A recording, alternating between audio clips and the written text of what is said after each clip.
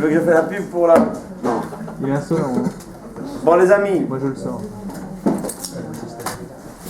nous avons le privilège d'avoir Afsadine de Yerushalayim Ira Kodesh parmi nous ce soir. Il va nous parler de... J'espère que je dis bien le français. Quelqu'un peut peut-être faire le sujet là? L'épopée du désert, la nouvelle vision de la liberté. Voilà, la nouvelle vision de la liberté. C'est pas la statue de la liberté, c'est quelque chose d'autre. Mais Baruch Hashem, ce cours a été sponsorisé par la famille Buchnik à la mémoire de leurs grands-parents. Myriam bat Rivka, Zichron Livracha, Yaakov bat Hana, Zichron Livracha, Shelomo bat Chaya et Zaïza bat Hana, Zichron Livracha. C'est très très important de commémorer la mémoire d'un proche en faisant un cours de Torah. Pourquoi? Parce que il faut une aliyah pour la neshama. La neshama, des fois, elle est un petit peu en panne, elle a besoin d'essence. Comme une voiture, quand elle est en panne, elle a besoin d'essence. Dans le monde, ici, on fait beaucoup de mitzvot, et les mitzvot, c'est ce qui nous donne un peu d'énergie pour s'élever. Mais une fois qu'une personne, elle n'est plus là, elle a besoin de l'énergie, elle a besoin que quelqu'un lui donne de l'énergie. Et s'il y a quelqu'un qui vient à un shiur, et il écoute une parole de Torah, et il va changer un aspect de sa vie, vous ne pouvez pas vous imaginer combien de neshama elle a un avantage en sachant que grâce à quelqu'un en bas a mentionné son nom, il a fait une élévation de la neshama, quelqu'un a fait teshuva, quelqu'un va faire une meilleure tefila, quelqu'un va répondre amen un peu mieux, quelqu'un va garder un peu mieux le Shabbat, quelqu'un va garder Tarat Mishpacha un peu mieux, quelqu'un il va venir au cours de Torah. Et tout ça c'est très très important. Baruch Hashem, tout le monde le sait, qu'un Tché Shalom est en flèche, en train de monter, il n'y a pas de place le Shabbat, tout le monde sait qu'il y a des cours le mardi. Tout le monde sait qu'à l'heure où on parle maintenant, il y a un autre cours d'un Tché Shalom pour le Ulpan qui est dans une pièce à côté. Baruch Hashem, les choses marchent de mieux en mieux. Et il y a beaucoup plus de monde, il y a beaucoup plus de jeunes, il y a beaucoup de gens qui sont committed, c'est-à-dire qui sont un petit peu... Ils veulent avancer, ils veulent évoluer, c'est très très très bien. Mais le problème est qu'un juif, il ne doit jamais s'arrêter là où il est. Baruch Hashem, je suis bien, c'est très bien. Oui, c'est bien pour l'instant, mais c'est pas assez bon. Il faut un petit peu... monter un petit peu, il faut avoir envie de s'élever. Baruch Hashem, j'ai entendu qu'il y a des nouvelles assez bonnes dans la communauté. On ne peut pas tout dire, mais en gros, il y a une Brit Mila prévue pour la semaine prochaine. Bezrat Hashem, la famille Arbib, un bon garçon qui est arrivé dans la communauté, que ça amène un petit peu de chaleur et beaucoup de sourires en tous les cas à pas mal de bonhommes. Il y a de la place pour d'autres si vous voulez. Il y a aussi d'autres choses que je n'ai pas le droit de révéler, mais des fiançailles et des bricoles qui sont en train de se préparer, que Bezrat Hashem, on va très très bien tout célébrer. Et bon, Baruch Hashem. Ok. La bonne nouvelle, c'est que le minimum, pour un membre d'un Tché Shalom, le minimum, c'est quoi? C'est que, bon, Baruch Hashem, lui, il évolue. Mais qu'est-ce qui va se passer avec les enfants? La Torah dit, Al tigeu bimshichai, ne touchez pas à les gens, aux personnes que j'ai privilégiées. Le Mashiach, celui que je l'ai privilégié, je veux qu'il devienne quelqu'un dans la vie. Et pour privilégier les enfants, il faut leur donner une éducation, Baruch Hashem, une éducation de Torah, une éducation juive, une éducation il va se sentir juif. Il va aller dans la rue, il va dire je suis un Ben Israël, je mets les téphilines. Vous savez, aujourd'hui, là, je reviens maintenant de Chelsea, où j'ai enseigné 2 petits-enfants, que leur grand-père c'était un Mekoubal. Vous savez ce que c'est un Mekoubal? On l'appelait pas un homme, on l'appelait un malach, un ange. J'ai pas envie de dire le nom parce que vous allez un petit peu décoder. Un ange, il avait le title Monsieur l'ange. Un homme, il peut être un ange, oui. Un homme, des fois, il peut s'élever, il peut arriver qu'on peut l'appeler un ange. Même Moshe Rabbeinu, on l'a pas appelé un ange. Mais ça vient pour vous montrer la kedusha de ce rabbin-là. Et ces petits-enfants, j'essaie de leur faire le schéma en lettres phonétiques et on a du mal à leur faire le schéma. On ne veut pas avoir des enfants comme ça. On veut, chaque Ben Israël est important. Mais pourquoi on doit arriver que le petit, il doit faire la bar mitzvah? Même chez Ben Israël, on a du mal. Alors la solution est d'envoyer les enfants dans l'école juive et de leur donner une éducation juive. Comme ça, au moins, ils sauront lire, ils sauront écrire, ils vont savoir qu'est-ce qu'est Shabbat, qu'est-ce qu'est Yom Tov. Et Baruch Hashem, j'ai entendu que pas mal de jeunes familles de la communauté ont fait une demande d'inscription dans des écoles juives qui sont autour de la synagogue. Et Baruch Hashem, j'ai entendu que pas mal ont eu une place. Il y a d'autres qui n'ont pas encore eu de place et on est en train de se battre pour eux. Mais Baruch Hashem, ça nous fait chaud au cœur de savoir que nos enfants ils seront éduqués dans des institutions de Torah. Et Bezrat Hashem Itbarach, on aura énormément de nachat de tous nos enfants, même Amen. Bon les amis, vous n'êtes pas venus pour m'écouter, vous êtes venus pour écouter Rav Sadid, mais j'ai quand même une petite demande, encore une Ilou Neshama, les Ilou Nishmat, ce shiuri sera aussi pour Chana Bat Julie Zechona Livracha, et maintenant aussi on a besoin de pas mal de refoua chez les mains, parce que vous savez que le cours de Torah c'est du mérite, et comme on a un mérite, et Akadosh Baruch Hu dit regarde les Bnei Israël, au lieu de regarder le match de football, je crois qu'il y a ce soir, je ne sais même pas, mais j'ai vu quelqu'un, un élève, quand j'ai terminé le cours, j'ai pas encore terminé le cours, il me dit monsieur on a fini? Je dis oui on a fini. De suite il était collé à l'écran, et j'ai vu comme ça des fous qui sont en train de courir derrière un ballon, et un qui est arrivé devant le ballon, quand il a touché le ballon, vite il a envoyé. Je dis je comprends pas, tu cours pour attraper le ballon, une fois que tu l'as, regarde-le, embrasse-le, parle-lui un petit peu, tu l'arrives, tu le touches. Ils sont malades les gens, et ils courent, et tout le monde, oh qu'est-ce qu'il y a, un petit ballon de rien du tout.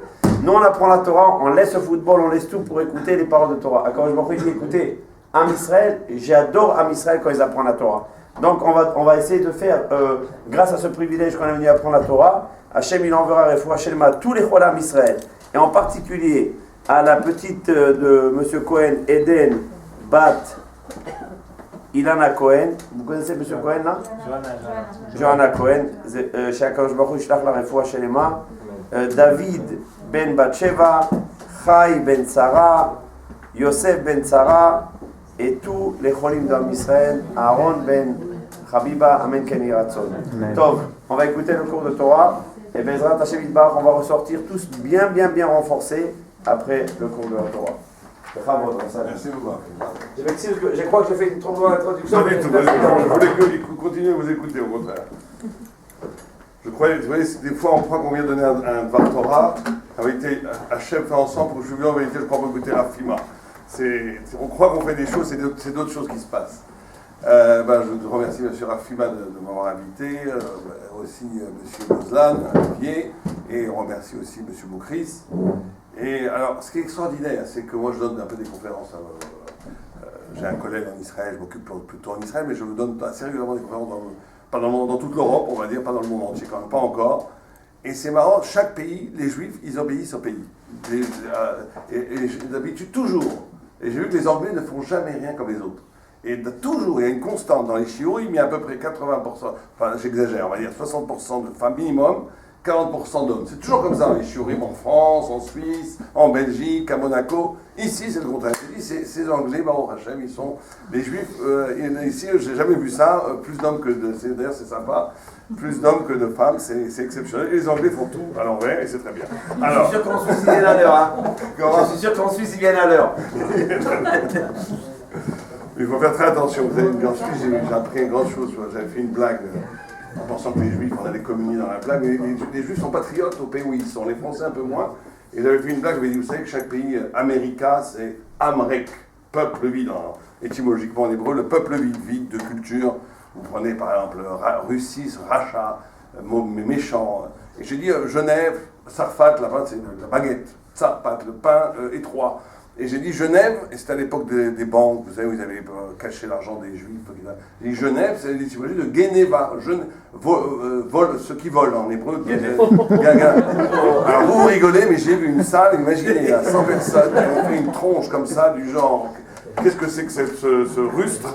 Et depuis, je me méfie, faut pas faire des blagues sur le pays où on est, parce qu'en France, on a des Juifs français, je sais pas ce qui se passe en Angleterre, bon, vous êtes français, mais on n'est pas très patriotes français, les Français, depuis Vichy, mais il faut faire attention en Suisse, les Juifs, ils sont patriotes, donc il faut faire gaffe. Bon, on n'est pas là pour rigoler, Rafama a mis comme ça, Torah Bessimcha, il nous a annoncé le Milta Dichuta, il y a une halakha qu'il faut commencer à ne pas par une blague, vous savez, c'est pas juste, c'est une halakha, c'est écrit dans la fin, une halakha, c'est une gemara en tous les cas, et parce que, mais aujourd'hui c'est plus tellement chaya, parce que le rabbin a inspiré une terreur. Aujourd'hui, ça n'existe plus tellement. Il a inspiré une telle terreur que le rabbin se devait de faire une petite blague pour adoucir l'ambiance, pour que le Talmud puisse écouter les Torah. Donc là, je crois qu'on est Yotse. On a fait la mitzvah. Donc on va essayer de parler. On a parlé de l'épopée dans le désert, une nouvelle vision de la liberté. En vérité, on va parler d'autre chose. Non, alors, on va parler de 3 événements qui sont les parachutes. Vous savez qu'on vit actuellement les parachutes de Shovavim, depuis Shmot jusqu'à Mishpatim, la dernière paracha qu'on va lire ce Shabbat, en passant par Yitro, c'est des pesant le sage, mais d'après la Kabbalah, c'est une période extraordinairement forte, plus forte, d'après le Harizal, même que la période de Tishrei, et de Kippour et de Rosh Hashanah. C'est une période qui permet une émancipation, une libération spirituelle extraordinaire. Et Shovavim, c'est des périodes où les tzadikim, les gens jeunes, le lundi, le jeudi, font tchouva, essayent. Tout celui qui a besoin de se libérer de toute forme d'aliénation, que ce soit dans le travail, dans le couple, dans la vie, toutes sortes de choses négatives qui empêchent d'éclore sa personnalité, sa sainteté, sa doucha, sa poétique, sa grandeur, et qui se sent oppressé par l'existence. Cette période est une période extraordinaire pour amener une bénédiction, une bracha, pour s'échapper de la mesquinerie et de la prison. Et donc, le concept de liberté est fondamental pendant cette séparation. Et il y a eu 3 grands événements pour comprendre. Il y a la sortie d'Égypte, qui est l'événement libératoire par excellence. Il y a la traversée de la mer Rouge. Et il y a le don de la Torah. Et c'est ces 3 choses-là, autour de la notion de liberté, qu'on va essayer de comprendre ce soir. Alors d'abord, la sortie d'Égypte. La sortie d'Égypte, tout d'abord, vous savez que Mitzrayim, étymologiquement, veut dire Metzar Yam, la prison de la mer.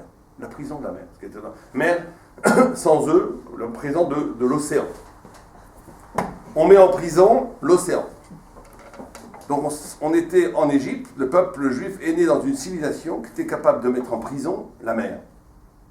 Bon, ça veut dire quoi, mettre en prison la mer? En hébreu, la mer renvoie toujours à la notion de l'infini. Quand on voit la mer, l'océan, c'est l'infini. Il n'y a pas de limite. Et Metzar, c'est justement la limite, c'est la prison, c'est ce qui enferme, ce qui détermine, ce qui circonscrit, qui empêche les choses de germer.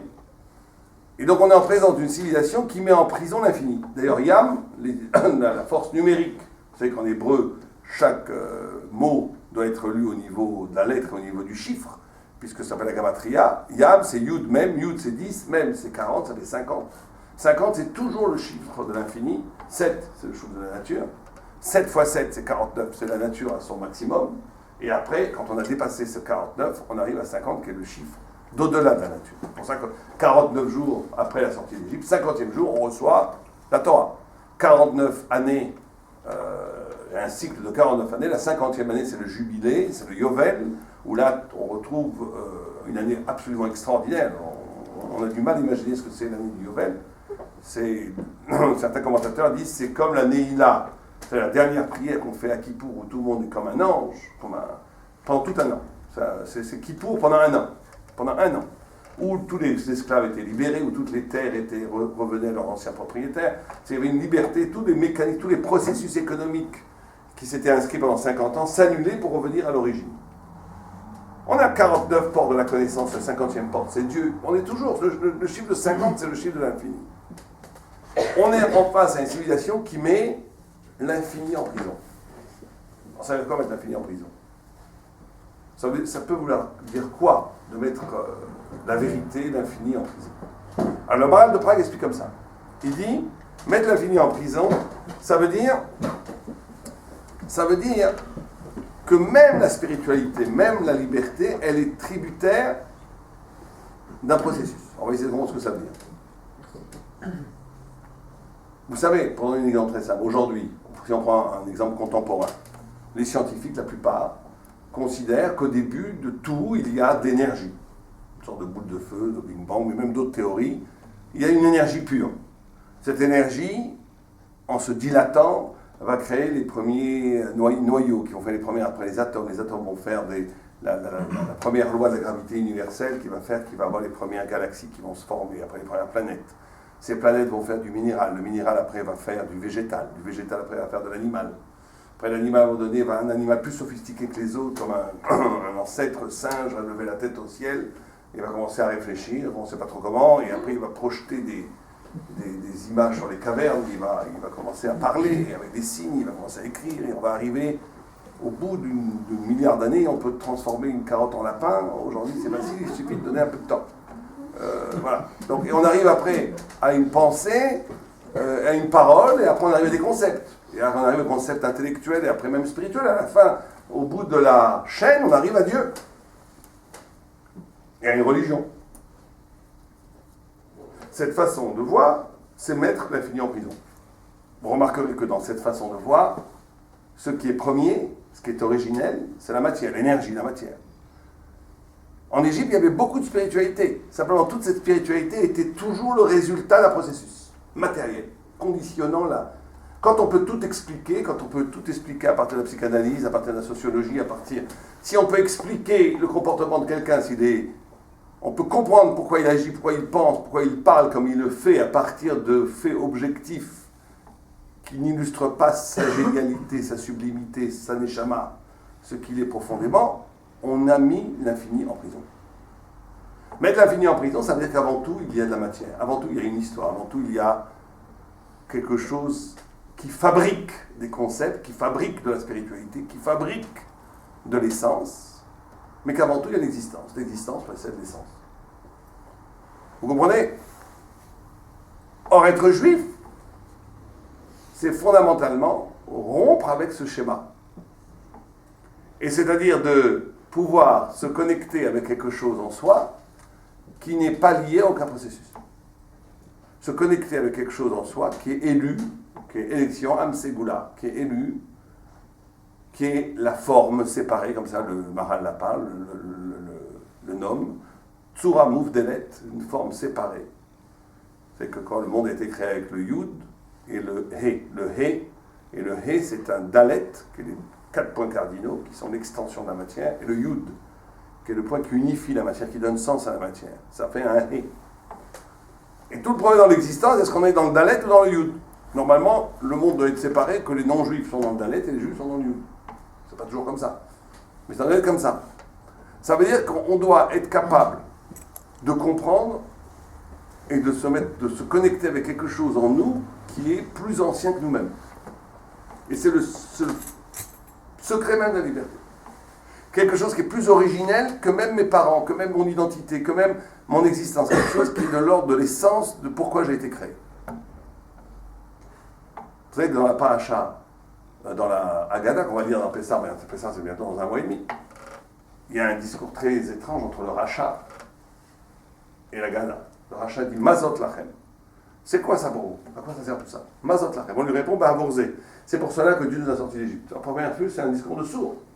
Mazot Lachem, c'est quoi ça pour vous? Et on lui répond c'est pour ça que Dieu nous a sortis d'Égypte. Quel rapport? Le Beth Alevi explique que la question du Racha, c'est de poser la question de dire bon, on célèbre Pessah parce qu'on est sorti d'Égypte, mais ça fait déjà 3000 ans, on pourrait passer à autre chose, on pourrait célébrer la Révolution française, c'est autre chose, il y a d'autres choses dans la vie. On ne va pas passer son temps, des siècles, des millénaires, à célébrer un événement qui s'est passé il y a 3500 ans. Et qu'est-ce qu'on lui répond? Regardez comme le texte est extraordinaire. On lui répond, c'est pour cela que Dieu nous a sortis d'Égypte. Mais avorzé. C'est-à-dire que le rachat, la pensée commune, elle pense que la religion, que la pensée, que les concepts, que le seder, le rituel, est un dérivé d'un événement matériel historique qui s'appelle la sortie d'Égypte. Et donc, on peut penser qu'on peut passer à autre chose. Mais on lui répond, t'as rien compris. Le concept universel de la sortie de la liberté, il existait avant la sortie d'Égypte. Abraham Avinu faisait déjà Pessah, 500 ans avant. Avant la création même du monde, le concept de liberté existait. Simplement, Dieu ne voulant pas qu'on soit un peuple de prêtres, un peuple spirituel qui n'a pas pied dans la réalité, a créé, a créé un événement historique exceptionnel d'arracher un peuple de 3 millions de personnes d'Égypte pour leur donner la liberté, traverser la mer Rouge, pour donner une concrétude, pour donner un aspect réel à une idée qui était avant. Mais vous comprenez, il y a 2 façons de voir les choses. Est-ce qu'on voit que la spiritualité qui se dégage dans les lois de Pessah, dans la célébration de Pessah, est un dérivé d'un facteur matériel historique qu'est la sortie d'Égypte? Ou est-ce qu'on voit que la sortie d'Égypte est là parce que profondément, il y a quelque chose en amont qui a permis cette sortie d'Égypte et qui est d'ordre purement séparé, spirituel, kadosh, saint. Et dans l'existence, ça va toujours être comme ça. Le choix, et on pourrait presque dire que le monde se sépare en 2 catégories. Ceux qui vivent dans le Dalet et ceux qui vivent dans le Yud. Ceux qui vivent toujours formatés par les événements, parce qu'en réalité, ça a des implications existentielles. En Égypte, on appelle ça le peuple du Homer. Homer, ça veut dire la matière. En matière, on pourrait cette notion, ce duo matière-forme. Matière, ça veut dire c'est une façon d'exister où je suis avant tout que des expériences qui prennent une forme et le lendemain une autre expérience qui prend une forme, une troisième expérience qui prend une forme. C'est-à-dire, je ne suis jamais... Être esclave, c'est d'être toujours en train de faire des expériences. Comme une pâte à modeler. Ça veut dire par rapport à l'endroit où je suis, je vis une expérience. Il y a des gens qui ne peuvent pas se marier. Pourquoi? Parce qu'ils ne veulent pas parce que ce sont des gens, des jouisseurs phénoménaux qui sont toujours en train de vouloir des choses, des jouissances nouvelles. Il n'existe que dans le début de l'amour. Moi, je connais des gens que j'essaie d'aider qui sont comme ça. Ils ont 35 ans, sont des beaux gosses, sympathiques. Mais qu'est-ce qu'ils font toute leur vie? Ils créent une aventure amoureuse, et dès que ça prend forme, clac, ils se sauvent, ils se cassent. Pour recréer une autre aventure amoureuse le lendemain. Et en 3 jours, peut-être pas le lendemain, mais un mois plus tard, et encore. Parce que ce qui l'intéresse, c'est l'expérience, c'est pas la vérité de l'union qui est tangible, qui est éternelle. C'est qu'en hébreu, petit, ça se dit katan. Katan, c'est une étymologie qui veut dire katoa. Katoa, ça veut dire couper. Un petit, il est coupé, il est limité. Il vit comme ça, un jour comme ça. Regardez un petit enfant. Il pleure 2 minutes après, il rit. Il dépend complètement, il est formaté, il est modelé comme une pâte à modeler.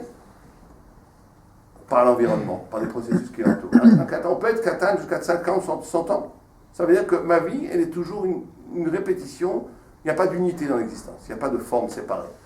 Je vis le moment. Je vis l'expérience.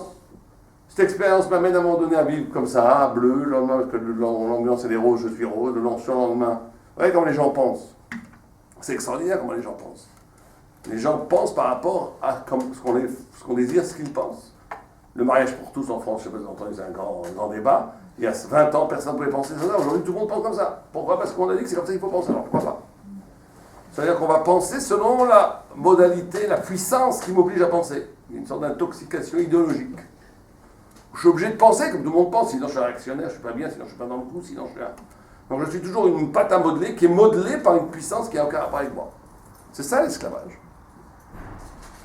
Gadol, la grandeur, a pour racine étymologique Gouda. Gouda, ça veut dire le lit d'un fleuve. Un fleuve, il peut faire 3500, 7000 km. C'est un seul fleuve. Il peut tourner à droite à gauche, il est un. Gadol, c'est la capacité d'être un. Et d'être dans cette unité. D'être dans cette unité. Donc la première définition de la liberté, c'est cette capacité de se mettre en liaison avec quelque chose en moi qui est de l'ordre,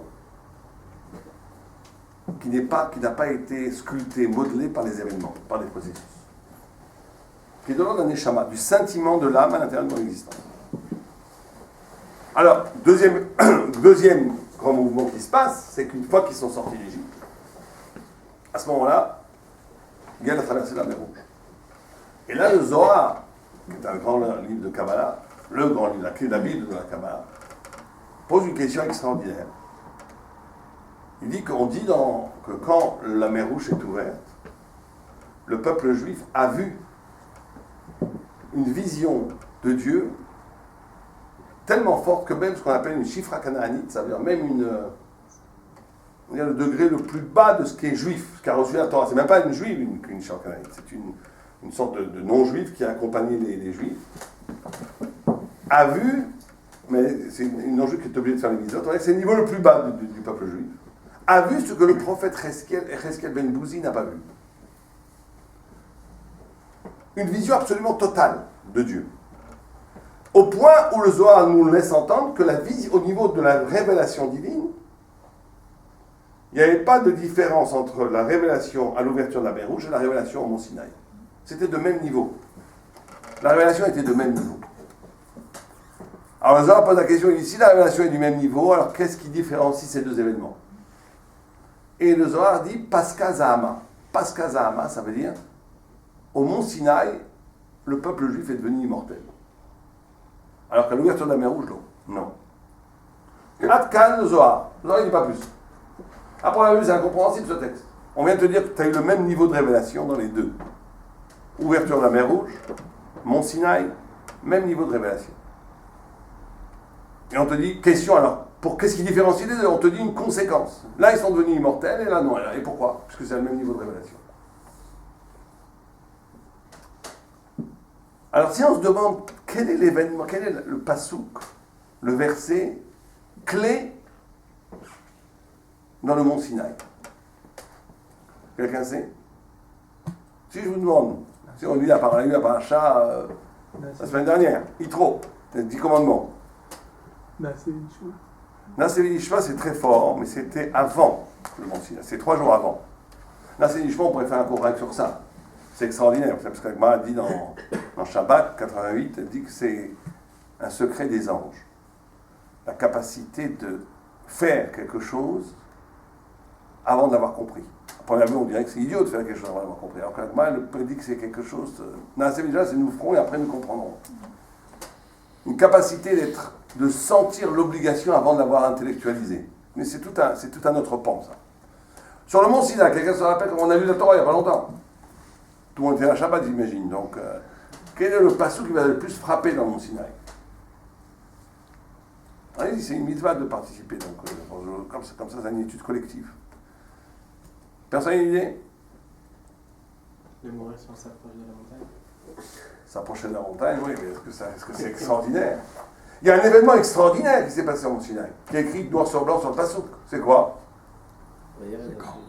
Comment? Oui, mais ça, ils ont vu aussi au 4e souffle. Pareil, dans le Zohar. Quand on doit réciter les commandements, les 3 premiers, les 2 premiers. Mais d'après le pshat, c'est pas Moufouach. Le niveau de révélation était le même. Donc on a vu les commandements aussi au 4e souffle. Mais on les a vus de façon différente. Pourquoi? Qu'est-ce qui s'est passé au mont Sinaï? Oui, mais qu'est-ce qui s'est passé d'extraordinaire? La révélation. Mais la révélation, elle est la même dans les deux, on a dit. Véroïm et Takolot.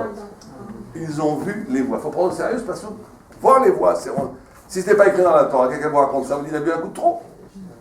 C'est-à-dire, voir les voix, ça veut dire que vous entendez Rafi m'a parlé, au lieu d'écouter sa voix, vous voyez un tableau. C'est grave, on va voir un médecin quand ça. On entend une musique, au lieu d'entendre une musique, une symphonie, on voit un tableau sublime.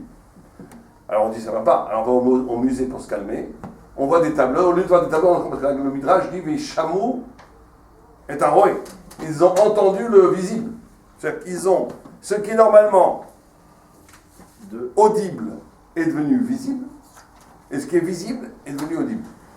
Ça c'est une fois dans l'histoire, sinon on serait tous accusés d'être addicts à la drogue. C'est des hallucinations, on pourrait presque croire. Alors que non, c'est un événement métaphysique, spirituel incroyable. Ils ont vu les voix et ils ont entendu le visible. C'est ça qui s'est passé au mont Sinaï qui nous a rendus immortels, en plus.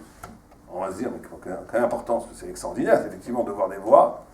C'est extraordinaire d'écouter le visible, d'écouter, vous savez qu'il y a des grands sadikim, ils sont capables de ça encore aujourd'hui. Ils vous voient, ils entendent une musique. Ils entendent votre voix, ils ont une vision. Ils savent qui vous êtes. Moi, j'ai rencontré des grands sadikim comme ça. Des grands saints, c'est une captation à un autre niveau.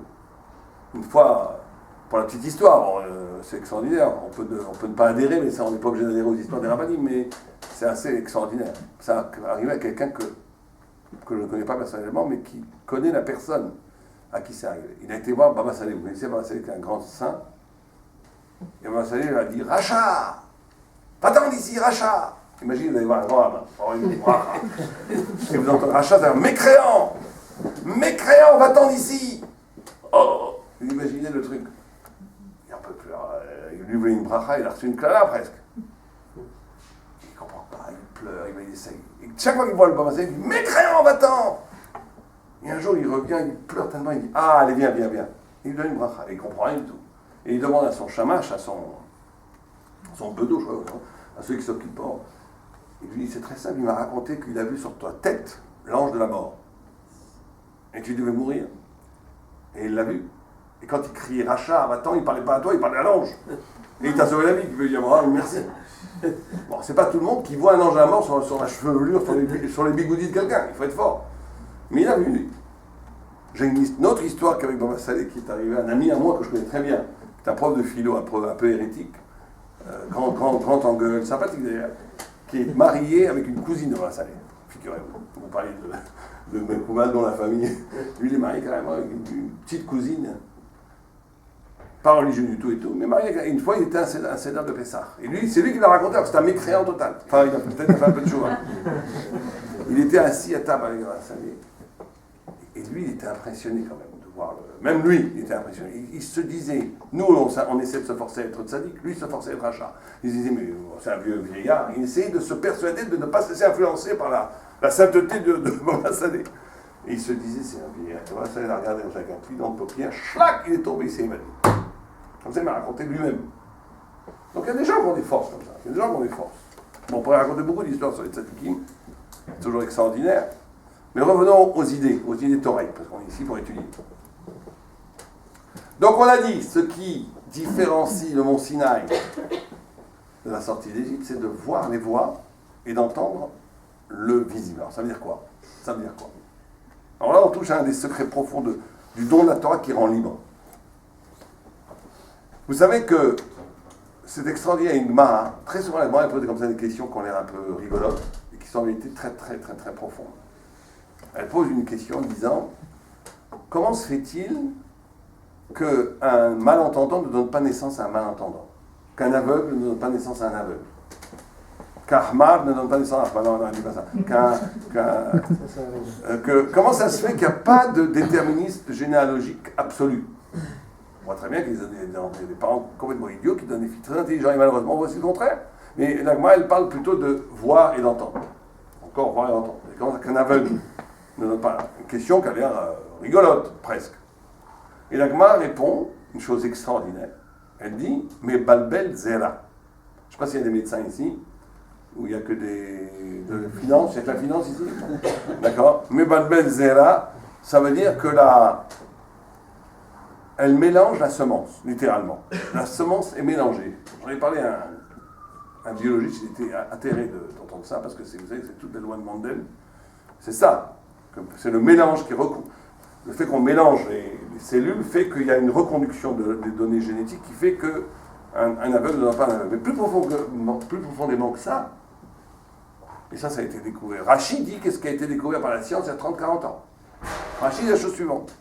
Rachid dit qu'au niveau des premières cellules de l'enfant, il n'y a pas de différence entre ce qui va donner des yeux, une oreille, de la chair, des os, du cerveau, des intestins. Il n'y a pas de différence. Ce qui s'appelle la division cellulaire.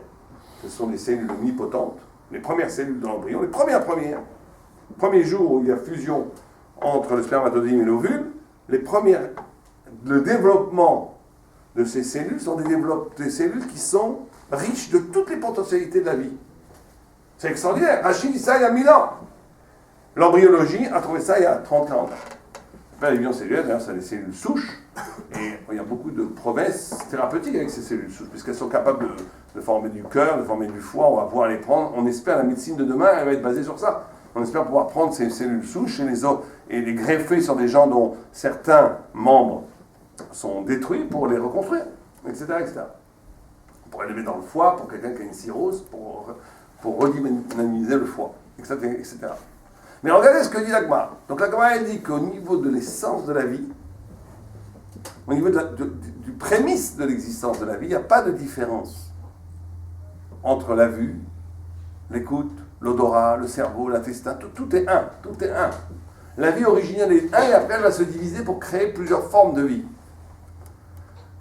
Et le Maharal de Prague dit, eh bien justement, au Sinaï, quand on a traversé la mer Rouge, on a eu la révélation divine extraordinaire. On l'a eu comme quelque chose qui était extérieur à nous. Je vois ce que je vois, comme au spectacle.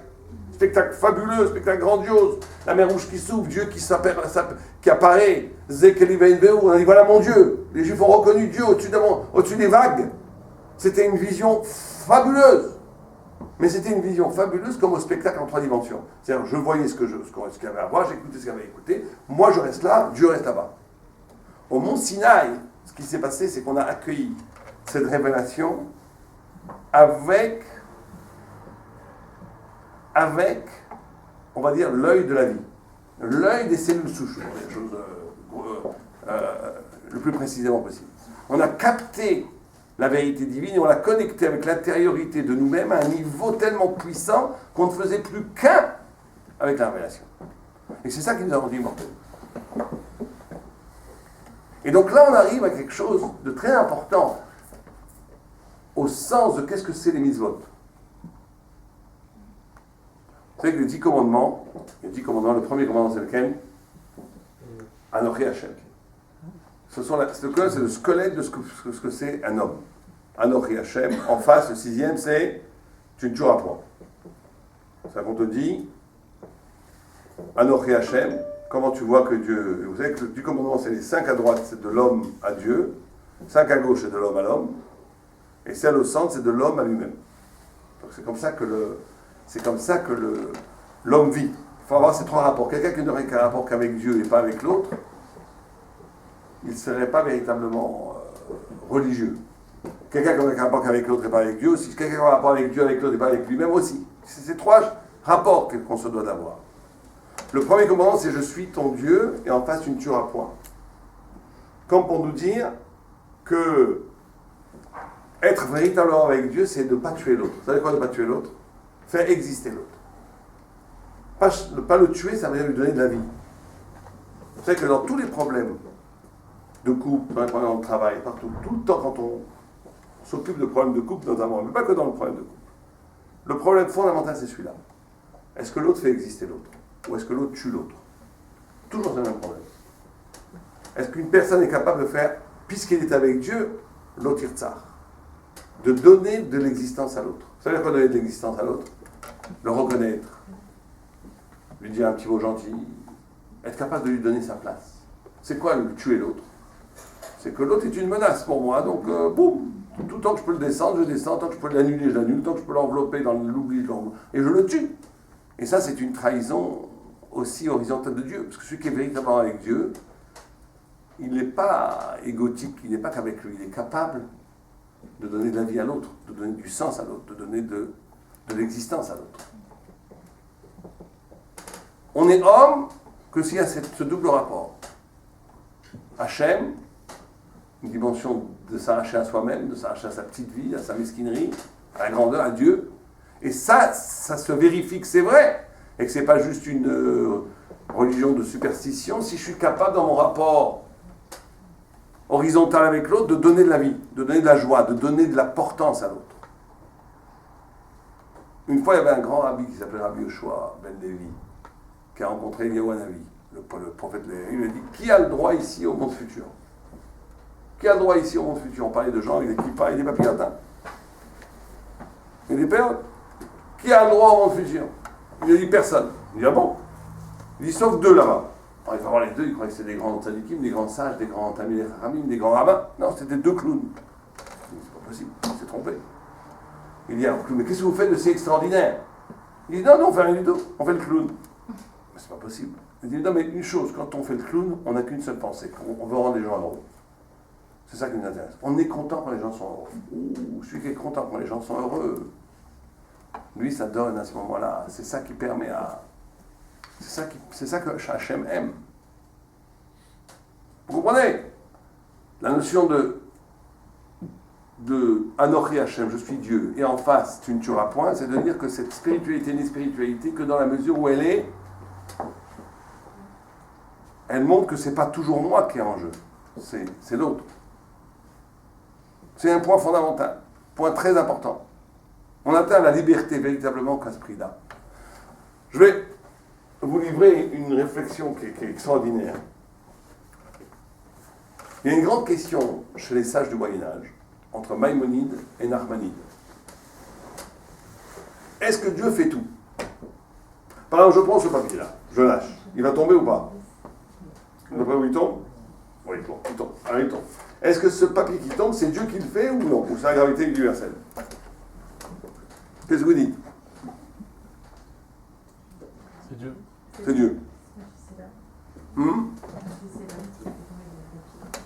Non, l'homme il ne le fait pas, ça veut dire la loi de la pesanteur. La loi de la pesanteur fait ça, vous dites. Pas Dieu. Ça que vous dites. Et vous dites quoi? C'est l'ordre du monde. C'est l'ordre du monde, ça veut dire c'est pas Dieu. Très bien. C'est Et vous dites c'est Dieu. Dieu. Très bien. Bah, vous voyez dire l'un et l'autre parce que c'est deux vues qui s'affrontent chez les sages. On a Nachmanide, le Ramban, qui dit que tous les mouvements des papillons, tous les mouvements des poissons dans la mer, le mouvement des étoiles, des milliards de mouvements de poissons dans l'eau, je ne sais pas quoi, les vers de terre. Il prend l'exemple d'une feuille qui tombe d'un arbre et qui fait des circonvolutions, tac, tac, tac, tac, tac, que chaque mouvement est voulu par Dieu. Comme vous dites.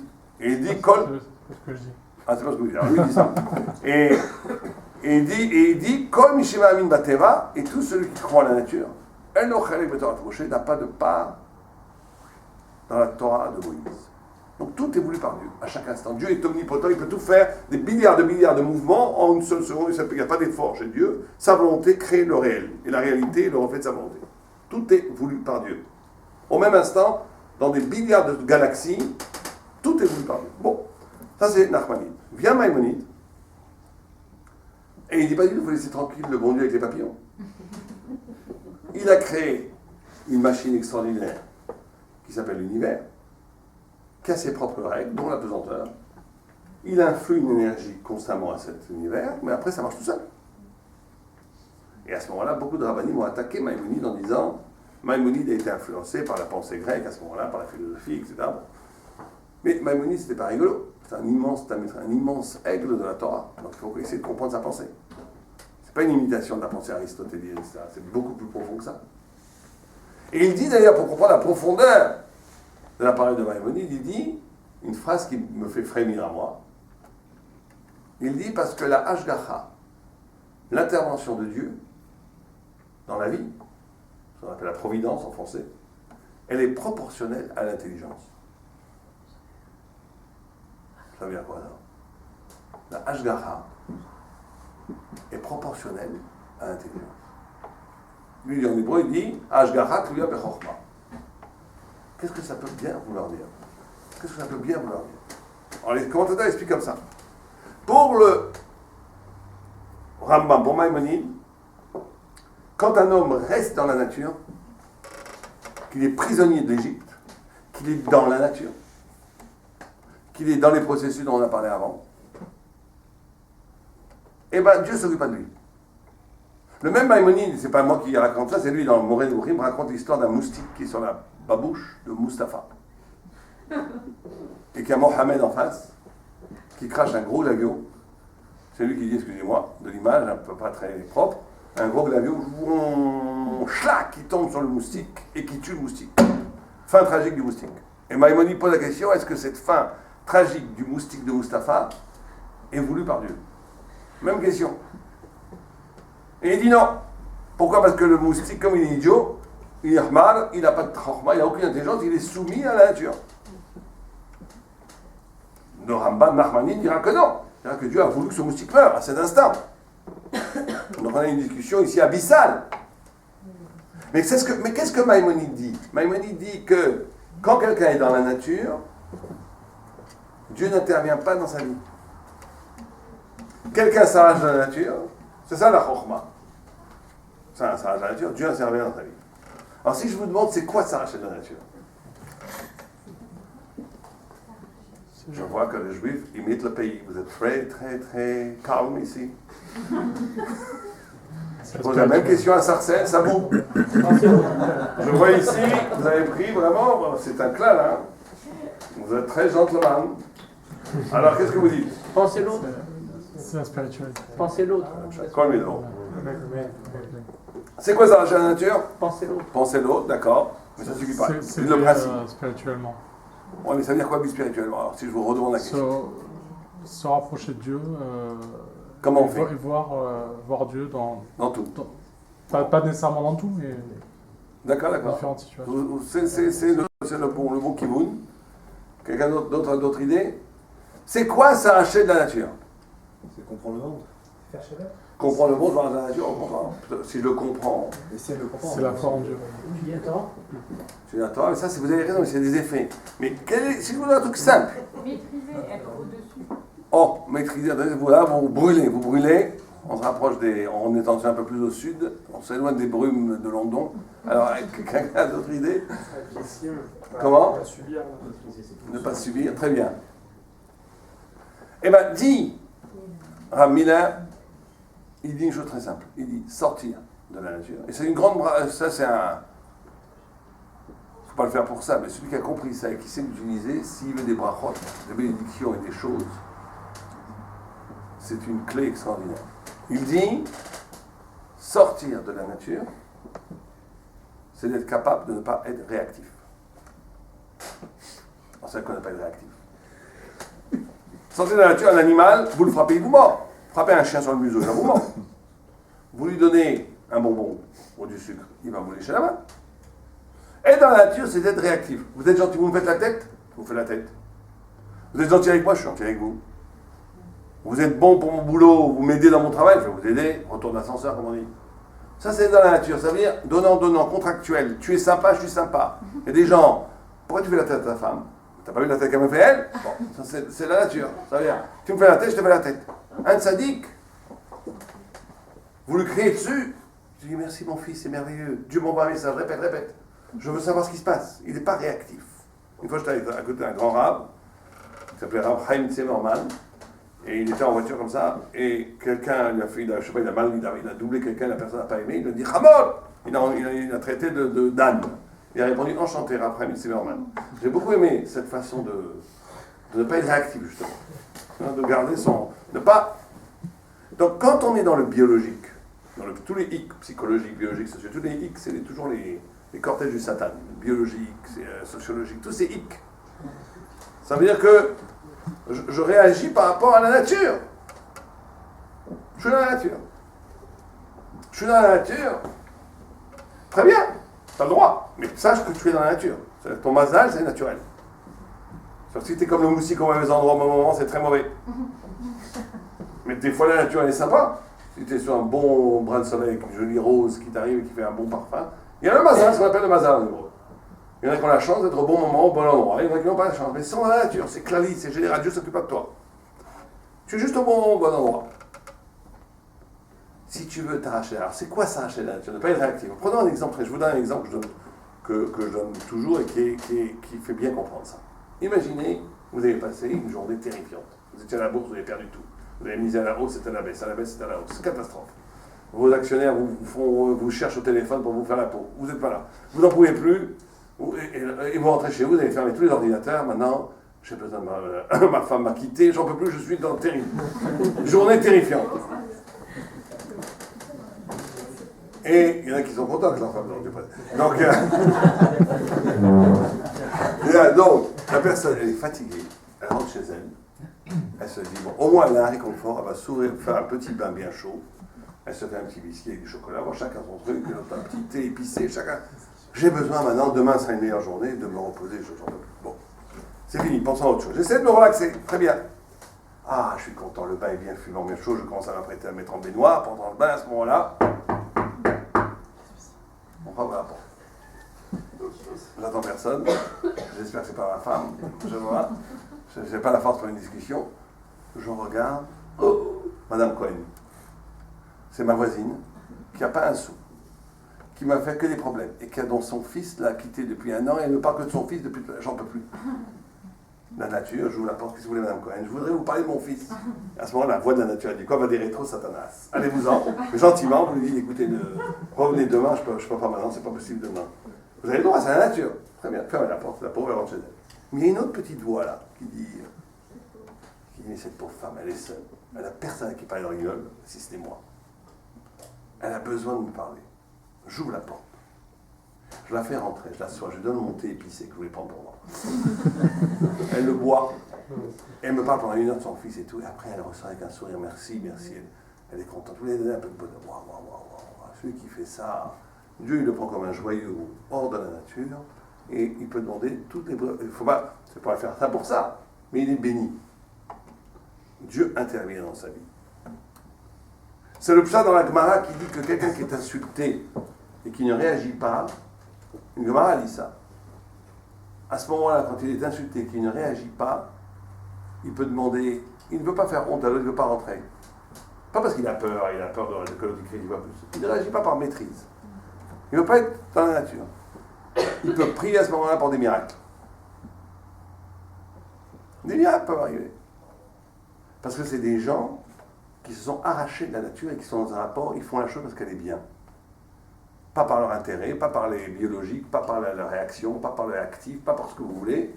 Ils font la chose parce que c'est bien. Wow, wow, wow. Celui qui fait ça, il devient un individu unique, qui a une relation oblique avec Dieu et qui le libère de tout. C'est ça être libre. Pas shoot. Être libre, c'est fondamentalement ça. Rejoindre, c'est ça cette part de lumière qui ne va pas des processus. Cette addiction au bien parce que c'est bien, en soi. Vous savez qu'il y a une histoire avec Abraham Avinu. Abraham Avinu, c'était notre père. Et vous savez pourquoi il s'appelle l'hébreu? Quelqu'un sait pourquoi c'est Avinu, pourquoi on s'appelle les hébreux? Pourquoi on s'appelle les hébreux, nous? D'où ça vient étymologiquement le verbe hébreu? Ivry. Ivry, ça vient d'où? Ever. Ever, ça veut dire quoi, Ever? Sadacheni. Sadacheni. Voilà, bravo. Ever Anahar, de l'autre côté du fleuve. Ça vient d'une histoire extraordinaire. À l'époque, il y avait Nimrod, qui était l'empereur de la Babylonie de l'époque, qui était le monde entier, la Babylonie de l'époque, hein, la Mésopotamie.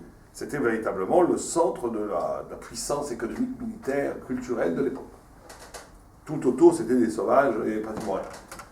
Et Nimrod a décidé de se révolter contre Dieu. Alors, Nimrod, son nom, ça vient de Mored. Mored, ça veut dire révolter.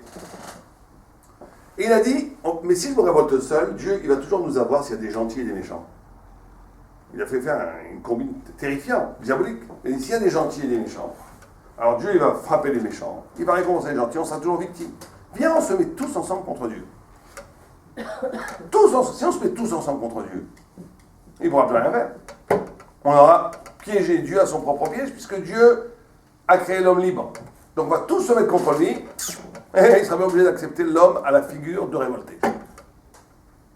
Et un de ses conseillers dit, génial comme idée, tout le monde est d'accord de te suivre, mais il y a un problème. Déjà les juifs allaient voir que c'était le problème, il y a un problème. Il y a un juif, un homme, qui s'appelait pas encore juif, Abraham, qui est de l'autre côté du fleuve seul, et qui rentre pas dans la combine. Il a dit, Perezzo el atid. Cette mule n'a pas de futur, parce qu'il n'avait pas d'enfant, il était stérile, etc. Derrière, regarde, très intéressant de voir ça. Vous auriez mis n'importe quel journaliste du Monde, Herald Tribune, je ne sais pas les journalistes qu'il y en a ici à Londres, n'importe quel journaliste de Libération, du Monde, du Figaro, de ce que vous voulez, même d'Israël, de l'Eretz, de Marie, de ce que vous voulez. Il n'aurait pas mis un copec sur le futur d'Abraham. Et vous imaginez une puissance, la puissance économique, toutes les banques, toute la City, et tout, c'était du côté de Nimrod, tout ça. Tout était du côté de Nimrod. Abraham, c'est seul un homme avec un bâton et un âne de l'autre côté du fleuve, qui va investir un penny là-dedans. Personne. Or, des siècles plus tard, il ne reste même pas des ruines de la Babylonie, rien. Et Abraham, il porte l'humanité entière. Puisque de Abraham, on se souvient d'abord nous, mais aussi les chrétiens, il y a aussi l'islam. Et même les civilisations extrême-orientales viennent d'Abraham, d'après un midrash. C'est pour ça que le brahamisme vient d'Abraham, que la déesse Sarai, puisqu'il a donné des cadeaux d'impureté à ses 6 enfants, les envoyait vers l'Est, comme il écrit dans le passage. Donc on a un homme qui est porteur de tout l'avenir de l'humanité. Quand tu le vois, on dirait un misken. Parce qu'en réalité, il y a deux formes d'universel. Il y a un universel en extension, qui est l'universel de la puissance monétaire, militaire, politique, qui un jour s'effondre, n'a pas de kiyum, n'a pas de futur absolu. Il y a un universel en intensité. Quand quelqu'un possède la vérité, il est indestructible parce qu'il possède la vérité. Et posséder la vérité, il possède la vérité de chacun en réalité. Mais c'est en intensité, c'est pas forcément visible. Et il porte le futur de l'humanité entière. Et être juif, c'est ça. Être juif, fondamentalement, c'est ça.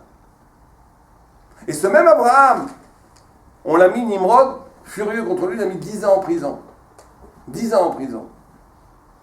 Et quand il est sorti de prison, il dit, tu crois toujours que Dieu est un? Parce qu'il avait dit que Dieu est un, et Dieu a créé le monde, et les idoles, c'est des mensonges. À l'époque, de dire que les idoles, c'est des mensonges, C'est comme si aujourd'hui on disait il faut brûler le dollar et l'euro.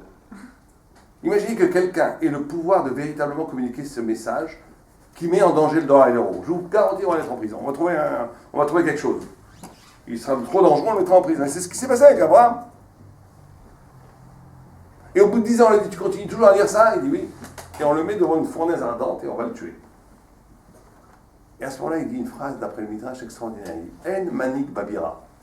Il n'y a pas de... Manik babira, comment on traduirait ça? Il n'y a pas de directeur dans la ville. C'est-à-dire qu'il n'y a pas de providence. Il était arrivé à une sorte de philosophie qu'on appelle le déisme en français, comme Voltaire, que Dieu a créé le grand horloger de l'univers, a créé le monde, mais que Dieu n'intervient pas dans le monde. N'intervient pas dans le monde. Il s'était trompé, il pensait comme ça. Et on l'a jeté dans le feu, et dans les flammes, il y a eu un miracle, Dieu l'a sorti des flammes, il dit, anime, il s'est révélé à lui, il dit, moi je suis le Mani Gabira. Et commence toute l'aventure du judaïsme à ce moment-là. Ça c'est le Midrash. Le Brisker Ruf pose une question extraordinaire, il dit, pourquoi il a sauté dans le feu? Réfléchissons une minute. Si je vous dis pendant 2 heures, je ne sais pas s'il y a des gens qui mangent cachère ici, sûrement, beaucoup qui mangent cachère, tout le monde mange cachère. Je vous dis pendant 2-3 heures, Dieu ne vous regarde pas. Je vous signe. 2-3 heures, vous faites ce que vous voulez. Dieu ne vous regarde pas. Est-ce qu'on va manger des crevettes ou pas? Vous dites à un rabbin, monsieur, bon, 2-3 heures, Dieu ne vous regarde pas. Qu'est-ce que vous faites? Vous allez en discothèque, vous continuez à étudier un Gemara. Je ne sais pas, qu'est-ce que vous faites? On ne vous regarde pas, on ne vous regarde pas. Dieu ne vous regarde pas. Est-ce que vous continuez à faire les mitzvot ou on va s'éclater, comme on dit vulgairement? Abraham, alors c'est ça qui est incompréhensible. S'il pensait sérieusement que Dieu ne le regardait pas, pourquoi il s'est jeté dans le feu? Et le Brisker Ruf dit une réponse extraordinaire. Il dit, de là on apprend que la fidélité à la vérité ne doit pas dépendre des conséquences de cette vérité. Nous, on croit toujours que la vérité, elle est valable si elle peut modifier les choses. Alors que la vérité, c'est une valeur en soi, même jusqu'à la mort. Même si elle est absurde. Même si elle est absurde. Parce qu'elle est vérité. Et donc, là, c'est ça la notion de liberté, d'être au-delà de tout affect, de toute conséquence, de tout réactionnel, de toucher ce point de liberté qui est en nous. Alors juste parce que je ne veux pas trop m'étendre, donc je voudrais... Et donc, on arrive là au cœur de notre sujet, puisque le Midrash elle dit que quand, vous savez qu'il y a écrit dans la Torah, Harut ala luchot, gravé dans les tables, gravé dans les tables. La Gemara elle dit ne lis pas Harut qui veut dire gravé, mais lis Cherut qui veut dire liberté. On te dit la Torah, les 10 commandements, c'est pas de la gravure, c'est de la liberté. Alors moi je ne comprends pas. Que ça soit de la vérité, c'est sûr. Tu ne tueras point, tu ne voleras point, tu ne convoiteras point, tu honoreras tes parents. Mais quel rapport avec la liberté?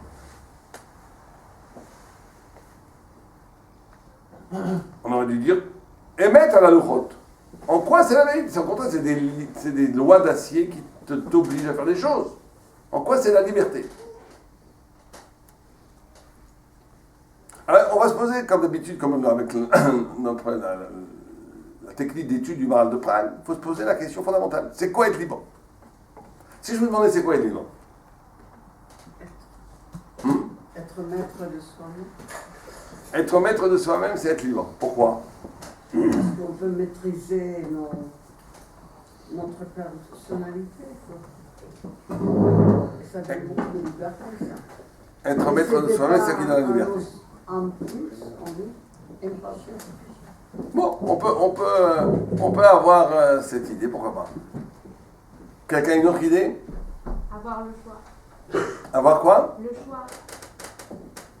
Oui, certains disent ce que vous dites, que le choix multiple, c'est intéressant ce que vous dites. Il y a certains qui disent que quelqu'un qui n'a pas de... Il y a un Rambam, un Maïmonide, qui dit que l'humanité est caractérisée par rapport au mitzvot. C'est incroyable comme définition. Un animal est un animal parce qu'il n'a pas de mitzvah. Un homme, c'est celui qui a une mitzvah. Alors les goïms, les non-juifs, ont des mitzvot, cette mitzvot, donc ils sont humains. Et un juif, il y en a 613, il y en a encore plus humain. Pourquoi? Parce que les mitzvot te confrontent à la choix. Être homme, c'est être choix. C'est avoir le choix. Et donc, plus tu as le choix, plus tu es libre.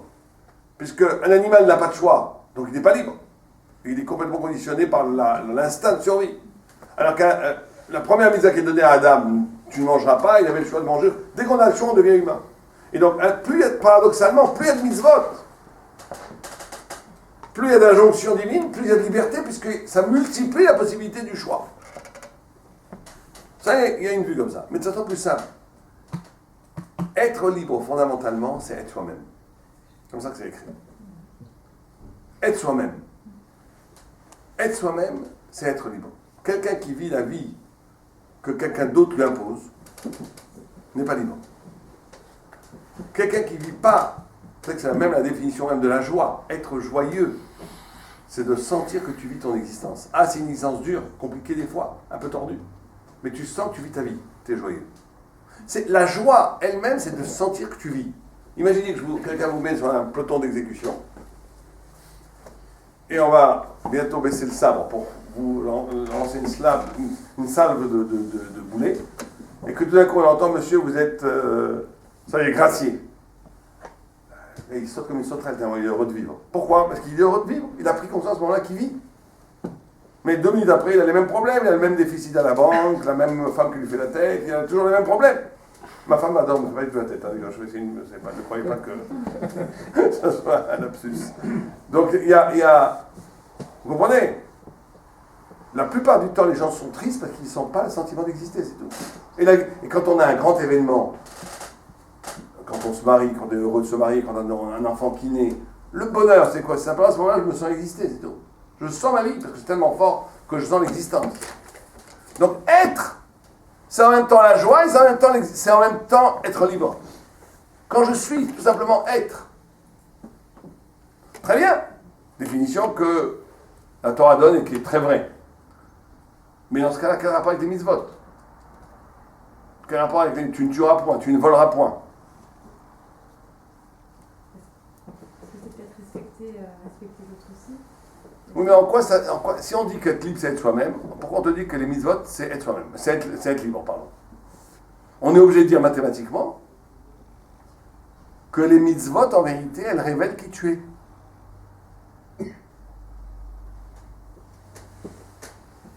Je vous donne une question très simple. Pourquoi vous assassinez pas à coup de hache votre voisin sur votre droite?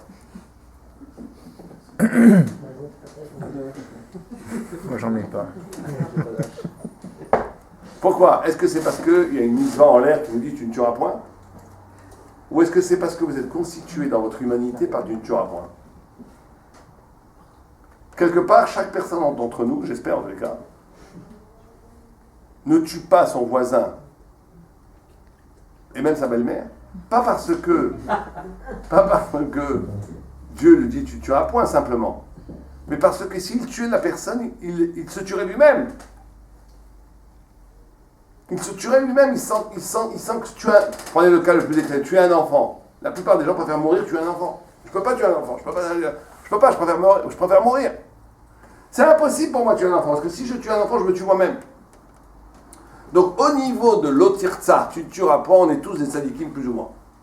On est tous arrivés à l'union entre... C'est ça être sadique. C'est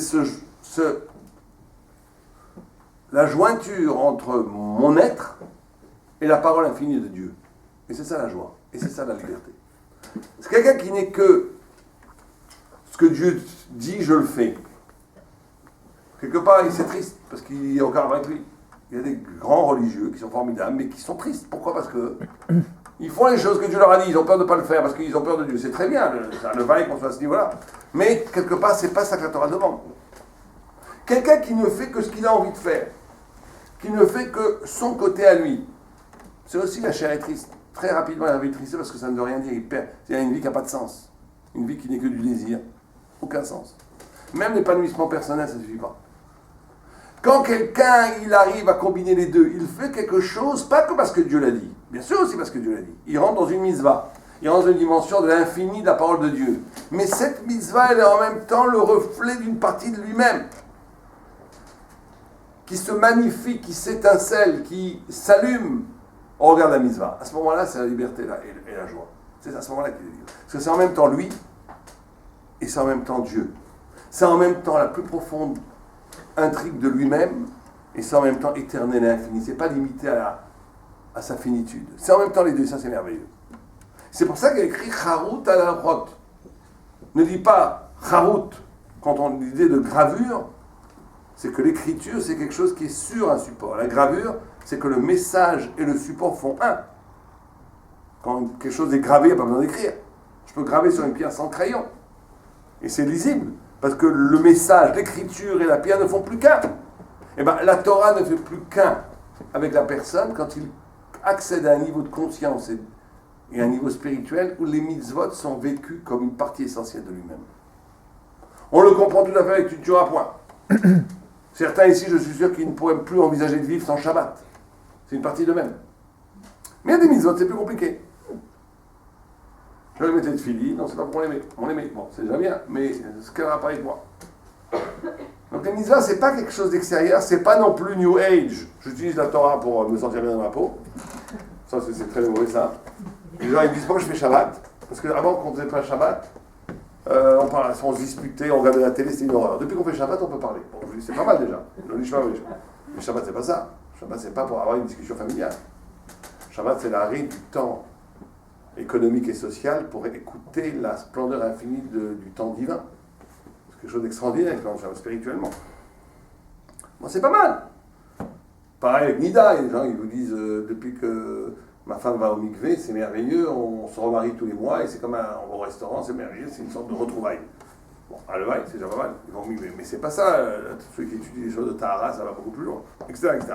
Donc ça ne peut pas être juste New Age. Genre, vous avez connaissez ce New Age, le mouvement. J'utilise la spiritualité pour me sentir bien dans ma peau. C'est une horreur. Ça ne peut pas être ça. Mais ça ne peut pas être non plus la loi divine extérieure à moi qui n'a aucun rapport avec moi et je la fais parce que j'ai peur d'être un enfer. Ça aussi, c'est pas une vie. La vie, c'est quand je suis capable de dire, de donner un sens existentiel personnel à la dimension infinie dans la parole de chaque mitzvah. À ce moment-là, je suis dans une harmonie extraordinaire. À ce moment-là, on est dans une liberté totale. Parce qu'on est en même temps nous-mêmes, on est en même temps éternel, on est en même temps en harmonie totale avec la volonté de Dieu. Top Gun, comme on dit chez nous. Celui qui fait ça, chacun à son niveau, il rentre dans un mouvement existentiel où il est indestructible, il est libre, où il touche à des finesses d'existence qu'il ne pouvait même pas imaginer avant. Parce qu'il est dans la joie réelle et totale et infinie de l'écho infini de son existence. Alors bien sûr, chacun le fait à son niveau, à son rythme. Chacun, on ne peut pas du jour au lendemain devenir quelqu'un qui harmonise la pulsation intérieure de son existence avec la parole infinie de Dieu. C'est très dur, ça demande une vie. Mais de commencer à le faire, c'est quelque chose d'extraordinaire. Et c'est ça la liberté. Voilà, on a essayé en survol de parler un peu de cette notion de liberté qui est très importante dans la Torah. Par rapport à ça, alors on va prendre 5 minutes pour des questions. Si vous avez des questions, je suis à votre disposition. Est-ce qu'il y a des questions où on va laisser macérer la parole du Maharal de Prague. Tout ce que je vous ai dit est puisé dans le Maharal de Prague. Donc, Borot Hashem, précisément. C'est un livre, vous savez, le Maharal de Prague, c'est le Moïse de la pensée juive. Il y a 2 points sur lesquels je voudrais revenir. Un des points un des commentaires que vous faisiez était sur le fait que les lois étaient aussi des lois intérieures à nous-mêmes qui existaient pas forcément, qui n'avaient pas besoin de Dieu pour exister, d'une certaine manière. De ne tuera point, comme vous disiez, on le voit. Est-ce que c'est une manière de dire, pendant la Révolution française, ils avaient créé les lois universelles, qui étaient une manière en fait de créer une religion sans Dieu. Donc, en fait, ça serait, est-ce que c'est d'une certaine manière pour les non-juifs, ce serait le même concept? Oui, mais vous savez que c'est intéressant pour la Révolution. Les révolutionnaires français, à part quelques jacobins extrémistes, étaient très, Robespierre par exemple, était très, très croyant en Dieu. Ils étaient contre l'Église. Voltaire était très très très croyant en Dieu. C'est très... Il y a une laïcité, une radicalité anti-religieuse qui est très croyante. Dans la tradition française notamment. Et encore plus en Allemagne ou en Angleterre, encore plus. Mais oui, pour revenir à votre question. Alors là, mais ça va beaucoup plus loin que ça. Vous savez que, d'après la Torah, l'homme est capable de penser parce qu'il a la Emouna. Nous, on croit que l'homme pense, il réfléchit, et parce qu'il réfléchit, il arrive à des conclusions. Est-ce que Dieu existe, Dieu n'existe pas? Moi, je dis qu'il existe, toi, Dieu n'existe pas, voilà. Mais c'est pas du tout comme ça. Qu'est-ce qui fait qu'un homme pense et qu'une machine ne pourra jamais penser? On peut mettre des milliards de dollars ou d'euros et de pounds dans l'intelligence artificielle, on n'arrivera jamais à donner l'intelligence artificielle à un robot. Jamais. Parce que l'intelligence, elle a pour soupape, à l'origine, elle a la liberté. Elle a la spiritualité. C'est parce que, ce qu'on appelle dans la Kabbalah la Haka'a, le coup, c'est parce que Dieu s'est révélé aux hommes, qu'il a arraché de la matière, et qu'il a donné une conscience, une réflexion, comme d'ailleurs le mot français le dit, reflet. L'a arraché de lui-même. Ce qui fait que l'homme pense, c'est la capacité de s'arracher à lui-même. Et l'acte de s'arracher à lui-même est un acte éminemment spirituel qui vient de la confrontation du fini à l'infini, donc à la révélation. Une fois, j'étais dans un colloque avec un professeur israélien qui me dit, vous savez, monsieur le rabbin, moi je suis athée. Et en rigolant, je dis, monsieur le professeur, vous venez de prouver que Dieu existe. Il me dit, pourquoi vous me dites ça? Je dis, parce que vous êtes athée. Vous êtes athée, donc vous pensez, vous avez choisi d'être athée. Or, je vous mets au défi d'expliquer la possibilité même de penser et de choisir sans un mécanisme à l'origine transcendant. C'est impossible. Bon, c'est une longue discussion, mais c'est évidemment comme ça. C'est impossible qu'une carotte se mette à penser. Impossible. Toute seule. C'est impossible. Il ne peut pas y avoir une réflexion, c'est un arrachement de la matière par la matière elle-même, puisque si ce serait par la matière elle-même, on serait encore dans la matière, donc on ne serait pas dans la pensée. Et donc, chez les goïms aussi, les goïms sont capables de penser. Et donc, on est obligé, dès qu'il y a humanité, dès qu'il y a humain, il y a ce mouvement que gravé dans l'identité et dans la réflexion, dans la pensée, dans l'identité, dans tout, est déjà gravé la loi de Dieu. Mais c'est pas que c'est naturel. C'est l'immersion de la révélation inhérente au fait même que l'homme puisse arriver à la conscience. Donc ça existe chez les goïms aussi.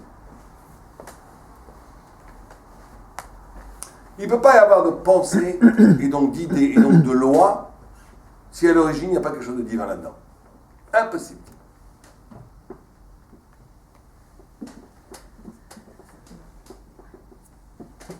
Vous savez, dans le processus même de l'art, c'est formidable quand on voit ça, comment la langue a pu se créer. C'est impossible que, enfin, bon, ce sera un autre sujet, mais très intéressant. Une langue ne peut pas se créer toute seule. Il faut absolument qu'il y ait une référence intérieure à la langue qui permet à la langue d'arriver. Enfin bon, ça c'est des sujets qu'on pourrait faire un autre cours sur ça, rien que sur ça. Rien que sur ça, ce serait un sujet très intéressant. Il faudrait même faire des débats sur ça, parce que c'est des questions qui posent à la limite, si vous préférez. À la limite.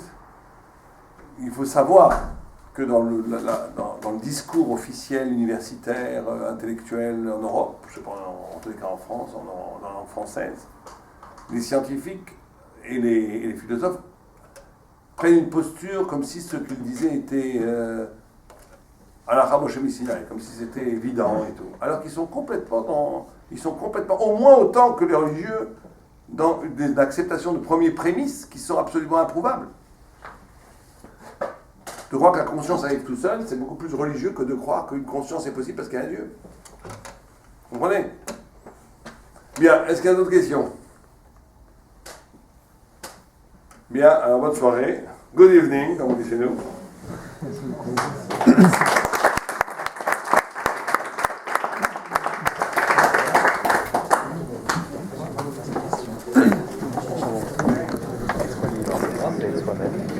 Ouais. Vous allez l'envoyer à